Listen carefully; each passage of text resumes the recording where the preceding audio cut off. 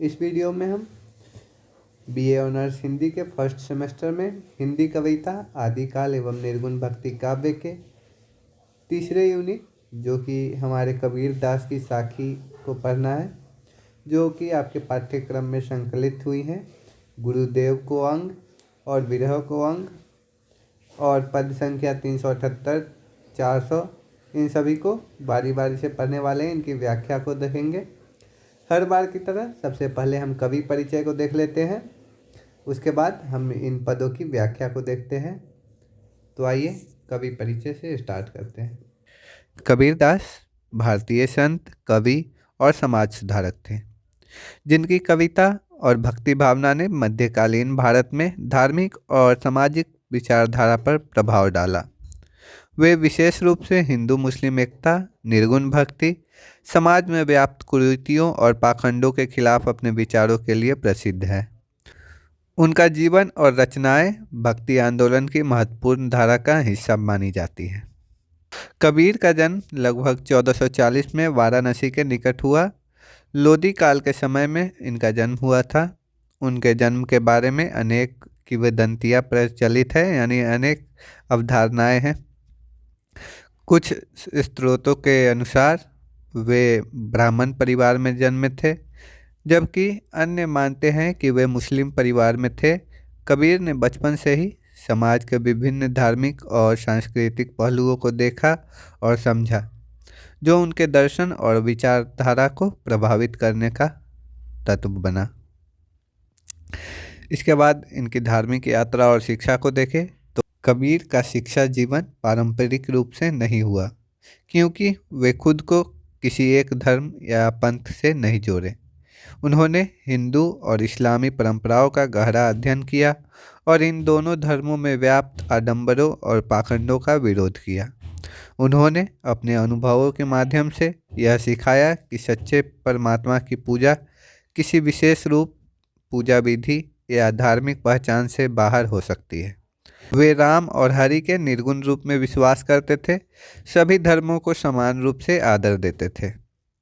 इनके आध्यात्मिक दृष्टिकोण को देखें तो कबीर ने अपने जीवन में भक्ति का महत्व समझाया, लेकिन उनका भक्ति मार्ग न तो भव्य पूजा पद्धतियों पर आधारित था, न ही किसी देवता की आराधना पर।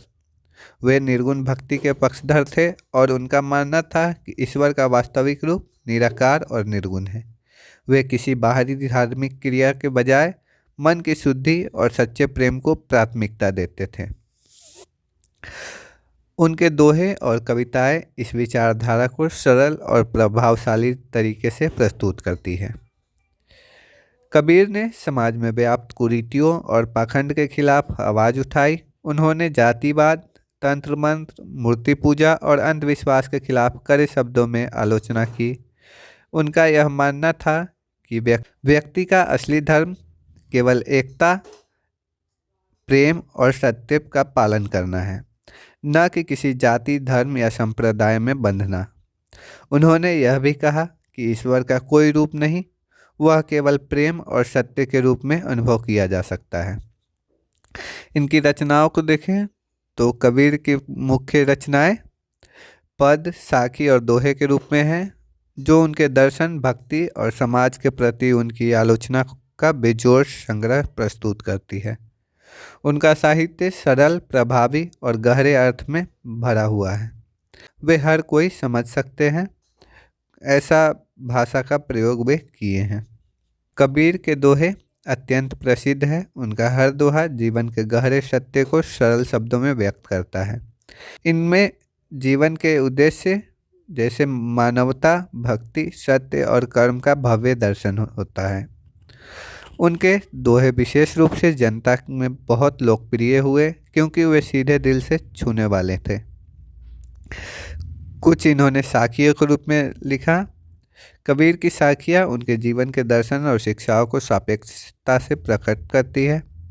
वे साखियों के माध्यम से साधना, भक्ति और आंतरिक शुद्धता का संदेश देते थे। उनका उद्देश्य व्यक्ति को जागरूक करना, उसे जीवन की सच्चाई की ओर प्रेरित करना था। इसके बाद इन्होंने कुछ भक्ति गीत लिखे, उसे देखें तो कबीर ने अनेक गीत रचे जिनमें परमात्मा के साथ मिलन की बात की जाती है। इन गीतों में वे व्यक्ति को अपने भीतर के सत्य और प्रेम को पहचानने का आह्वान करते हैं। कबीर की दार्शनिक विचारधारा को देखें तो ये निर्गुण भक्ति के समर्थक थे, यानी कि निराकार ईश्वर के उपासक थे। उसके बाद ये हिंदू मुस्लिम एकता को समर्थित थे और समाज सुधार, जैसे समाज में अंधविश्वास, कुरीतियों, मूर्ति पूजा और जितने भी आडंबर है उसका विरोध करते थे। कबीर की मृत्यु के साथ उनके अनुयायी विभाजित हो गए, क्योंकि कुछ मानते थे कि कबीर हिंदू है, उनका शरीर जलाया जाना चाहिए, जबकि कुछ मानते थे कि कबीर मुसलमान है, उन्हें दफनाया जाना चाहिए।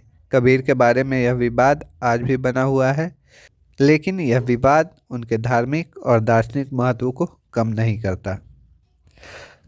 कबीर के अनुयायी आज भी उन्हें एक महान संत के रूप में पूजते हैं और उनकी शिक्षाओं का पालन करते हैं। उनके गीत, कविताएं, दोहे आज भी लोगों के जीवन के प्रेरणा स्रोत है। उनकी विरासत एक ऐसी भक्ति परंपरा है जो निराकार, निर्गुण और एकता के सिद्धांत पर आधारित है। आइए अब आपके पाठ्यक्रम में जो संकलित रचनाएं हैं, पहला है गुरुदेव को अंग और उसके बाद विरह को अंग। तो हम इनकी व्याख्या को देखते हैं। गुरुदेव की अंग को व्याख्या इसकी देखते हैं। मैं इसकी पंक्तियों को लाइन बाय लाइन नहीं पढ़ने वाला हूँ, इसमें समय बहुत ज़्यादा लग जाएगा। मैं डायरेक्ट इसकी व्याख्या बताता हूँ जिससे आप समझ पाएँ और अपनी परीक्षा में उत्तर सही से लिख पाएँ। तो इस पूरे साखी के मैं संक्षिप्त में बताऊँ तो इसमें कबीरदास जी ने सतगुरु यानी कि सच्चे गुरु के महत्व और उनकी कृपा और मार्गदर्शन का प्रभाव का वर्णन किया है। इसके पहले दोहे की व्याख्या को देखते हैं। पहले दोहे में कबीरदास कहते हैं कि सच्चे गुरु सावन के मेघ के समान हैं, जो बिना किसी भेदभाव के सभी को अमृत की वर्षा करते हैं। सतगुरु की कृपा किसी जाति या वर्ग पर निर्भर नहीं होती, वे हर किसी के लिए हितकारी होते हैं, जैसे भगवान हर किसी के लिए समान है। इसके बाद दूसरे दोहे में कबीरदास कहते हैं कि गुरु के प्रति कृतज्ञता व्यक्त करता हूँ और गुरु को बार बार प्रणाम करता हूँ, क्योंकि उन्होंने मानव को देवता में परिवर्तित किया है। यह परिवर्तन गुरु के ज्ञान और मार्गदर्शन से संभव हो पाया है। इसके बाद तीसरे दोहे में कबीरदास कहते हैं, सतगुरु की महिमा अनंत है, उन्होंने अनंत कृपा करके हमारे ज्ञान चक्षु यानी कि अंतर्दृष्टि को खोल दिया है और हमें सत्य का दर्शन कराया है। इसके बाद चौथे दोहे में कवि कहते हैं कि गुरु हमें राम नाम का अमूल्य खजाना देते हैं, उनके इस उपकार का बदला चुकाने के लिए हमारे पास कुछ भी नहीं है। यह विचार मन में हमेशा बना रहता है कि गुरु को हम कैसे संतुष्ट करें। इसके बाद पांचवें दोहे में कबीर कहते हैं कि गुरु के प्रति आभार व्यक्त करता हूँ, मैं अपने दिल से गुरु का आदर करता हूँ। गुरु ने मेरे भीतर की सभी बुरी आदतों और मोह माया से संघर्ष किया और मेरी आत्मा को शुद्ध किया है। इसके बाद छठे दोहे में कबीर कहते हैं कि सतगुरु ने अपने शब्दबान यानी ज्ञान से मेरे कर्मों और मोह को समाप्त कर दिया। उन्होंने एक नई प्रीति यानी नए प्रेम, सच्चे प्रेम मेरे भीतर स्थापित कर दी, जो मेरी आत्मा में अस्थायी रूप से समा गई है। इसके बाद सातवां दोहा है, इसमें कबीर कहते हैं कि सतगुरु सच्चे योद्धा है, जिन्होंने अपने एक शब्द से मेरा हृदय जीत लिया है। उनके उपदेश ने मेरे भीतर का अज्ञान दूर कर दिया है और ज्ञान का प्रकाश फैलाया है। इसके बाद आठवें दोहे में कबीरदास कहते हैं कि गुरु ने अपने ज्ञान के बाण से मेरे अंदर की बुराइयों और पाखंड को समाप्त कर दिया है। उनके प्रहार से मेरी सारी कमजोरियां प्रकट हो गई है और उनका अंत हो गया है। इसके बाद नौवें दोहे में कबीरदास कहते हैं कि गुरु ने मेरे चंचल और अस्थिर मन को शांत कर दिया, अब मैं स्थिर और विचारशील हो गया हूँ। कबीर कहते हैं कि गुरु के ज्ञान हथियार ने मेरे भीतर परिवर्तन ला दिया है। इसके बाद 10वां दोहा है, इसमें कबीर बताते हैं, गुरु के ज्ञान से मैं अपनी मूर्खता से मुक्त हो गया हूँ। मेरे पथभ्रष्ट कदम सही दिशा में चलने लगे हैं। उनके ज्ञान ने मुझे सच्चा जीवन दिया है। इसके बाद 11वें दोहे में कबीर कहते हैं कि पहले मैं लोकाचार और वेदों के बाहरी आडंबर में उलझा हुआ था। जब सतगुरु मिले तो उन्होंने ज्ञान का दीपक मेरे हाथ में दे दिया, जिससे मेरी राह रोशन हो गई। इसके बाद 12वां दोहा है। इसमें कबीर कहते हैं कि गुरु ने मेरे भीतर का ज्ञान दीपक प्रज्वलित कर दिया है, जिसमें तेल यानी कि प्रेरणा रूपी तेल, धैर्य रूपी बाती दी है। इस प्रकाश ने मुझे संपूर्ण संतोष दिया और अब मैं संसार के झंझटों में नहीं उलझता हूँ। इसके बाद 13वें दोहे में कबीर बताते हैं कि गुरु के मिलने से ज्ञान का प्रकाश हुआ, इसे कभी नहीं भूलना चाहिए। जब ईश्वर की कृपा हुई तभी मुझे सच्चे गुरु का सानिध्य प्राप्त हुआ। इसके बाद 14वां दोहा है। इसमें कबीर बताते हैं, गुरु के सानिध्य में मैंने अहंकार त्याग दिया। उनकी कृपा से मेरा जाति पाति कुल का अभिमान मिट गया। अब मैं केवल आत्मज्ञान को ही अपना परिचय मानता हूँ। इसके बाद 15वां दोहा है। इसमें कवि बताते हैं कि अगर गुरु स्वयं अज्ञानी या फिर अंधा हो तो शिष्य भी मूर्ख बन जाएगा। ऐसे में दोनों ही ज्ञान के अभाव में गहरे कुएं में गिर जाएंगे। इसके बाद 16वां दोहा है। इसमें कबीर कहते हैं कि यदि गुरु सच्चा न हो और शिष्य लोभ में हो तो दोनों आध्यात्मिक यात्रा में विफल हो जाएंगे। यह ऐसा है जैसे पत्थर की नाव पर बैठकर नदी पार करने की प्रयास करना। इस पूरे साखी की समग्र भाव को देखें तो इसमें कबीरदास जी ने सतगुरु की महिमा का गुणगान करते हुए बताया है कि सच्चे गुरु के बिना ज्ञान प्राप्त करना असंभव है। गुरु के ज्ञान से ही आत्मा शुद्ध होती है और जीवन में सही दिशा मिलती है। इसके बाद दूसरी साखी जो आपके पाठ्यक्रम में संकलित हुई है वो है विरह को अंग। तो आइए इसकी व्याख्या को देखते हैं। इसके पहले दोहे में कबीर बताते हैं कि विरह में रोने वाली आत्मा रात भर ऐसे रोती है जैसे घोंसले में से बिछड़ा हुआ पक्षी। यह विरह कबीर के भीतर एक अग्नि की तरह जल रहा है, जो दुख और प्रेम का बड़ा पुंज बनकर प्रकट हो रहा है। इस साखी में कबीरदास जी ने आत्मा से परमात्मा के विछड़ने पर विरह का वर्णन किया है। तो उसी का यहाँ पे वर्णन करते हुए पहले दोहे में वे बता रहे हैं कि विरह में रोने वाली आत्मा रात भर ऐसे रोती है जैसे घोंसले में बिछड़ा हुआ पक्षी हो। यह विरह कबीर के भीतर एक अग्नि की तरह जल रहा है, जो दुख और प्रेम का बड़ा पुंज बनकर प्रकट हो रहा है। इसके बाद दूसरे दोहे में कबीर बताते हैं कि जैसे जंगल की अन्य पक्षियाँ या मोर तालाब के किनारे दुख भरी आवाज़ करते हैं, उसी प्रकार जो लोग गोविंद यानी परमात्मा से बिछुड़ जाते हैं उनकी स्थिति का वर्णन करना कठिन है। तीसरे दोहे में कबीर बताते हैं कि जिस प्रकार एक चकवा और चकवी पक्षी होते हैं, जो चकवी अगर रात में बिछुड़ जाती है तो दिन होते ही मतलब चकवे से मिल जाती है, लेकिन जो लोग राम यानी ईश्वर से बिछुड़ जाते हैं वे न दिन में मिल पाते हैं और न ही रात में मिल पाते हैं। अगले दोहे में कबीर बताते हैं कि न राम से बिछुड़ने के बाद न रात में न दिन में न सपने में कहीं भी चैन नहीं मिलता, कहीं भी सुख नहीं मिलता, ना ही धूप में न छाँव में कहीं भी उन्हें चैन नहीं मिलता है। इसके बाद पांचवें दोहे में कबीर बताते हैं कि विरहिनी यानी प्रेम में बिछड़ा हुआ आत्मा रास्ते के किनारे खड़ी है और आने जाने वाले से पूछती है कि उसके प्रियतम यानी कि परमात्मा राम कब मिलेंगे। इसके बाद छठा दोहा है। इसमें कबीर कहते हैं कि मेरी आत्मा राम से मिलने के लिए उनकी राह में बहुत दिनों से प्रतीक्षा कर रही है। यह मिलन की तरफ है जिसमें मन को कभी भी शांति नहीं मिलती। इसके बाद सातवें दोहे में कबीर बताते हैं कि प्रभु के दर्शन की तरफ में आत्मा जागते और सोते हुए भी राम के लिए तरसती है। अगर दर्शन देर से मिले तो वे दर्शन किस काम का है।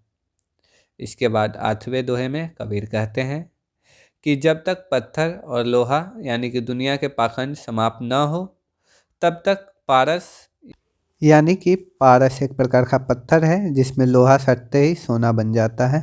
तो तब तक पारस यानी कि सच्चा ज्ञान किस काम का? जब तक आत्मा तैयार न हो तो ईश्वर का मिलन संभव नहीं है।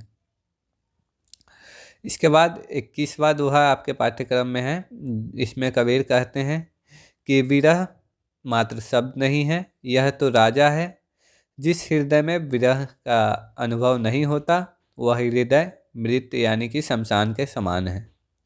इसके बाद 22वें दोहे में कबीर बताते हैं कि राम के आने की राह देखते देखते मेरी आंखें धुंधली हो गई है, राम को पुकारते पुकारते मेरे जीभ में छाले पड़ गए हैं। इसके बाद 23वें दोहे में कबीर बताते हैं कि मैं अपने शरीर को दीपक बना लूँगा, आत्मा को बाती बना लूँगा, रक्त को तेल बना लूँगा। इस प्रकार जलते हुए मैं राम के दर्शन की प्रतीक्षा करूँगा। इसके बाद 44 नंबर का दोहा आपके पाठ्यक्रम में संकलित है, तो आइए इसे देखते हैं। इसमें कबीर बताते हैं कि विरह के कारण रातें बहुत लंबी लगती है। मैं शांत रहने की कोशिश करता हूँ लेकिन फिर भी तड़पता हूँ। यह प्रतीक्षा तब तक रहती है जब तक सूरज नहीं निकलता। इसके बाद 45वां दोहा है। इसमें कबीर बताते हैं कि संसार के लोग भोजन करके सो जाते हैं, वो सुखी है, परंतु मैं जो राम से बिछड़ा हूँ रात दिन जग कर रोता रहता हूँ। इस प्रकार ये आपके पाठ में जो साखी संकलित थी विरह को अंग, ये यहाँ पे समाप्त होती है। इसके समग्र भाव को देखें तो इन दोहों में कबीरदास जी ने ईश्वर के प्रति गहन प्रेम, आत्मा की व्याकुलता और मिलन की तीव्र इच्छा को अभिव्यक्त किया है। उनका कहना है कि बिना राम यानी कि बिना ईश्वर के जीवन केवल शमशान है, उनके साथ का सुख ही जीवन का वास्तविक सुख है। आपके पाठ्यक्रम में श्याम सुंदर दास जी द्वारा संकलित पद संख्या 378 और पद संख्या 400 संकलित है। तो आइए इनकी व्याख्या को देख लेते हैं। 378 नंबर पद की व्याख्या कुछ इस प्रकार है कि यह पद कबीरदास जी की गूढ़ भक्ति और आत्मा परमात्मा के मिलन के प्रतीकात्मक अभिव्यक्ति है। इसमें हार हिरानी के माध्यम से आत्मा को खो जाने की और फिर उसे पाने के बिंब प्रस्तुत किया गया है। आइए इसे विस्तृत रूप में देखते हैं। पहली पंक्ति में कबीरदास जी कहते हैं कि मेरी आत्मा की हार यानी कि गले में जो हार पहनी जाती है, जो एक वस्तु होती है, वो खो गई है और मैं इस बात से लज्जित हूँ। सांसारिक इच्छाएं मुझे भटकाती है और परमात्मा की ओर जाने से डराती है। यहाँ हार का अर्थ है आत्मा का आभूषण जो प्रभु के मिलन से सुशोभित होता है। इस हार का खोना आत्मा के अपने मार्ग से विचलित होने का प्रतीक है। इसके बाद दूसरी पंक्ति में कबीर कहते हैं कि मेरी हार का आधार राम का धागा है।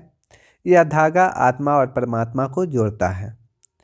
बीच बीच में इसमें अनेक मोतियां पिरोए गए हैं, जैसे सच्चाई, प्रेम और भक्ति के प्रतीक है वो।